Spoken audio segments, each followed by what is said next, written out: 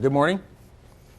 My name is Jason Matthews. I'm the one of your co-instructors for this OEC-ICTAP program today. I'm an adjunct instructor with the Department of Homeland Security, Office of Emergency Communications, and that department oversees public safety communications throughout the United States and the territories as well. This program has been put together to better interface auxiliary communicators such as yourselves into the overall ICS structure. And we're gonna figure out what all that looks like throughout this program, and see where you fit into that. See how emergency communications and auxiliary communications can work together, and how we can bridge those gaps that may exist in some places throughout the country between our full-time first responder communicators and our part-time auxiliary communicators such as yourselves. And I'm going to let Hank introduce himself as well. Okay, good morning. I'm Hank Kobler, and I'm also an adjunct instructor with OEC. My background, I was first licensed when I was 12 years old, and that lasted for a little bit. Got back into it later on, and while I was in the Navy, I did 30 years in the Navy, and am now N3 ORX extra class. We're going to start off with Unit 1. We've already been through Unit 0 through our introductions and our administrative information. We will go through some more of that a little bit later. So we're going to jump right into Unit 1, that being the Communications Unit and the Emergency Operations Center.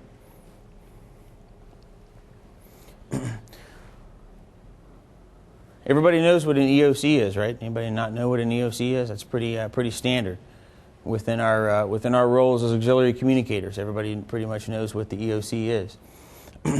That being said, we're going to go through and we're going to confirm the knowledge, responsibilities, and roles within the communications unit, the overall ICS communications unit, and where you fit into that.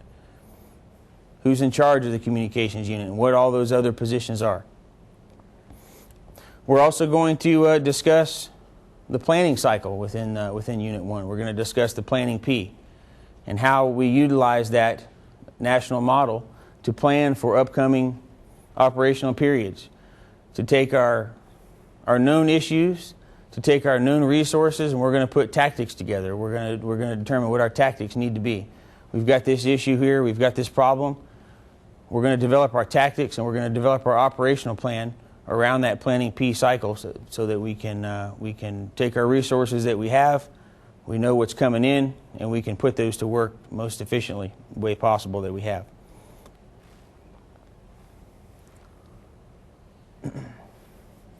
Okay, we're also going to identify other agencies and organizations responsible for coordinating and providing assets. Those different agencies and those different cooperators out there that we all work with. What are they bringing to the table? What equipment, what people, what do they have to offer you, and what can you bring to the table, and put all this together to form the most efficient response for the auxiliary communication side. We're also going to briefly talk about the EOC and describe what an EOC does. I think most of us here are familiar with that. However, we will touch on that.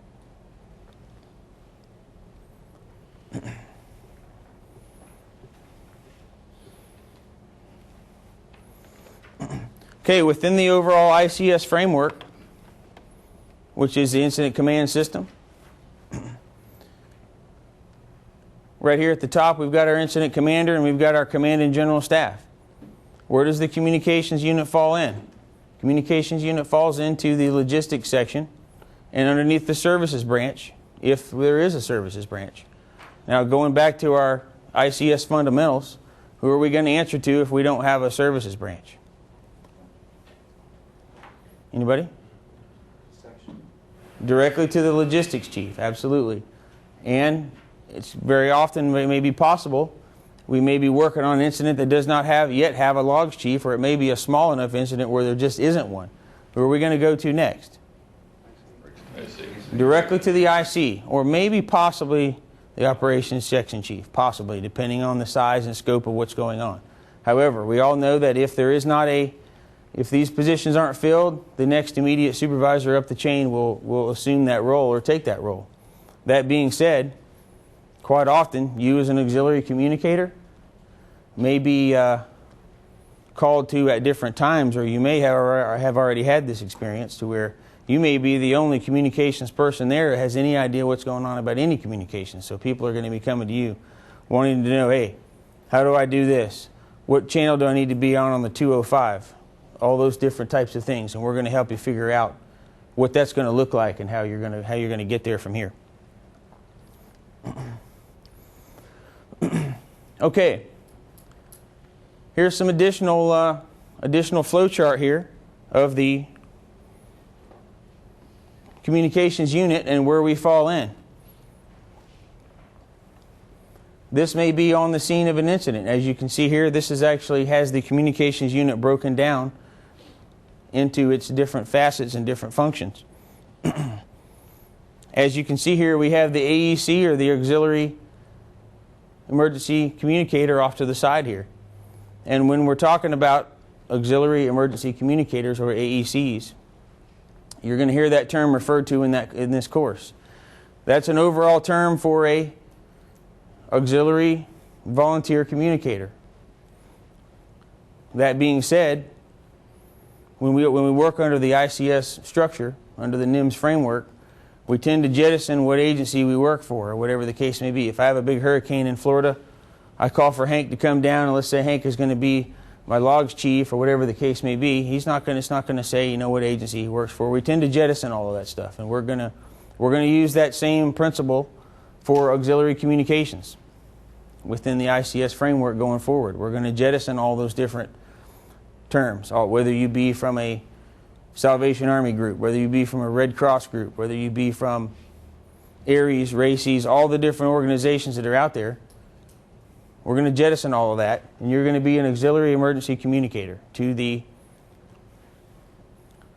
communications unit and to your Comm L. As you can see, the auxiliary emergency communicator is off to the side here. That is because the AEC is not yet an official ICS position. I think we're going to see that changing going forward within the next few years. I think we all know the value that auxiliary communications brings and the value that you bring to us in public safety. We value very greatly that, which is the reason that we have developed this course, to better integrate you, and not only that, but to educate the folks on the other side up at these levels up here, what auxiliary communications can do for them. That being said, as you can see off to the side here again, auxiliary communicator is not an official position. So we're going to go through and talk a little bit about our communications unit personnel. We have the Comm L listed here. Comm L is going to be the overall leader, the overall supervisor or manager of the communications unit. He is going to attend all the meetings. He's going to make all the ultimate decisions that come from his people down in the lower sections. We tend to have two distinct sections within the communications unit. We tend to have an operational section, then we tend to have a technical section as well. And when we talk about operations, the communications unit houses the rados or the tactical dispatchers, depending on the discipline or jurisdiction. These terms may be interchangeable or they may not be, depending on where you're from and what background you're working in. The radio operator, historically tends to come from, any ideas where that probably comes from? I'm sure some of you guys probably know. From our ICS roots. Comes from the wildland fire side. The radio is a wildland fire term. Everybody, you go on a wildland fire deployment, you say, oh, the radio room is right over here. If you go to a law enforcement or a fire scene, more of in a municipal or a non-wildland fire realm, you go ask where a radio is, where are the radios, or where I'm a radio, where am I supposed to be? They're probably going to, what? That's where these terms kind of become synonymous with each other. So you may want to make a special note of that a radio, a tactical dispatcher, and an incident dispatcher are all pretty much one and the same for the most part there. Those are your call takers. Those are your radio operators, your radio dispatchers, your CAD entry personnel, whatever you call them at your agency or whatever they are used to being called. That's pretty much, these are all one and the same. These are the people that are working the radios and answering the radios and the telephones and the fax machines and those different types of things. Above that dispatch element there, or that radio operator element, is going to be your Incident Communication Center Manager. Quite often, in a lot of cases, that INCM, or Incident Communication Center Manager, is also going to be a radio. Most incidents that I've been on, they're working a radio just as hard as everybody else. They just get tagged with the making sure everybody gets a break, making sure everybody's getting along, making sure that everybody's time cards are filled out, that the shift schedule is being adhered to. All those different types of things is going to be the job of that INCM. One thing I did not mention is in the back of the book, this chart right here is actually broken out much larger than that little small diagram that's on your slide view right there. So if you want to flip to the back of the book, you can see that big copy of this organizational chart if you'd like to take a look at it while we're discussing it. I'm sorry I forgot to mention that. Okay, continuing on, within the communications unit, we've got the INCM here, we've got the radio unit or the dispatch unit. Over here on this other side here, we've got the Incident Communications Technician, or the COMT. The COMT's job is exactly that. It's going to be mostly technical. The COMTs are going to be doing the radio programming, the battery charging, setting up repeaters, breaking down repeaters, setting up communication sites.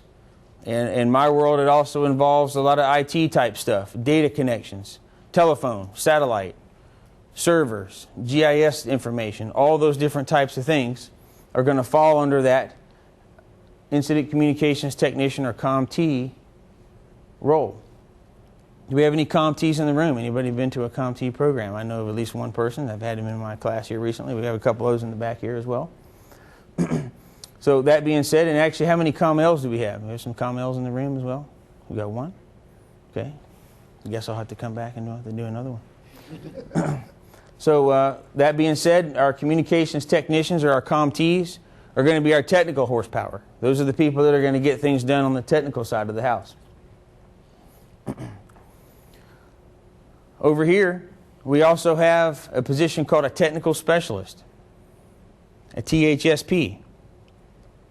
THSP can pretty much be a catch-all type of position. This is a position for just about anybody that has any specialty function that is not checked out as a COMT or maybe a Comm L trainee radio operator. Is just kind of a person that has a specialty certification or a specialty training that can fill in these roles over here. And these are just a few examples. We've got listed here a gateway technician. Anybody ever worked with a gateway before? Are they all the same? Are they all just, you know one, you know all of them? Probably not. Mostly different. If you worked with an ACU and then you go to another incident and they have a RIOS or a TCB or one of those different units, they all have their own intricacies.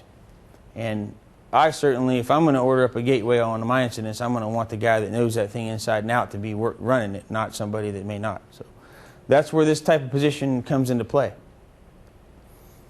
We also have a cache radio specialist. Again, specialty training on a special type of radio, and also our little gremlin down here, IT, information technology. And we'll talk a little bit later in the program about how really important this has become out in the field. I mean, I think we all know. We all walk around with our smartphones now. We can do anything and everything. Gone are the days of when an IC in your ops section and your command and general staff were happy talking on a radio. Now they all want, what do they want? They want data, and they want maps, and they want their internet connection so they can check to see what the weather is back home and check on their families and all those different types of things. Those are things they're going to want, and they're going to want it right now, and they're going to want it to be as fast as it is when they're sitting in their office back home. So those are different types of challenges that we're going to have to work through out there together when we're working in the field. So again, we'll just kind of briefly recap what we've already discussed. Our Comm L is going to be the overall manager of all technical and operational aspects of all the communications function during an incident. Some of the basic duties of a Comm L is going to be to prepare or make sure that the 205 or the incident communications plan is completed and is correct. Because if you've ever looked at a 205, for those of you that are Comm Ls and Comm Ts and have been through those programs, you've probably seen a 205. If you haven't, you'll be intimately familiar with them by the end of the program. We have quite a few exercises when you will be filling them out. There's a place at the bottom where the Comm L signs. The Comm L puts his name on that. They stamp their name on that. It means everything on this form is exactly right. When we're talking about radio frequencies on incidents, there's nothing that could be worse than some frequencies getting mismatched, or this is the emergency net, and maybe let's mix up the emergency net and the camp net or something like that, and someone calls for help and they're on the wrong frequency. We're talking about people's lives here. Could be in danger depending on the type of incident that we're working on. So the Comm L stamps his name on that communications plan. This is accurate, this is complete, and this is ready to go for this operational period. The Comm L is also going to establish the Incident Communications Center, or the ICC. That is going to be the location where the radios, the tactical dispatchers, the incident dispatchers, and so on, where they're going to function, where they're going to do their job. The Comm L is also going to order, manage equipment and personnel. It's not just let's get the equipment here. Let's get the people in the room. That's fine and dandy. Let's get everybody set up. We're ready to go. What about tomorrow? What about a week from now? What if this is an ongoing incident that we don't know the end? We don't know when it's going to be over. Those are all things that have to go through the Comm L's head as he's planning for those additional operational periods going forward. What equipment is he going to need? How many relief personnel? Food? And the well-being and health and welfare of those personnel within his unit is always at the front of his mind, no matter what's going on. Establishing what capabilities are needed and participating in the incident action planning. Very, very critical role right here.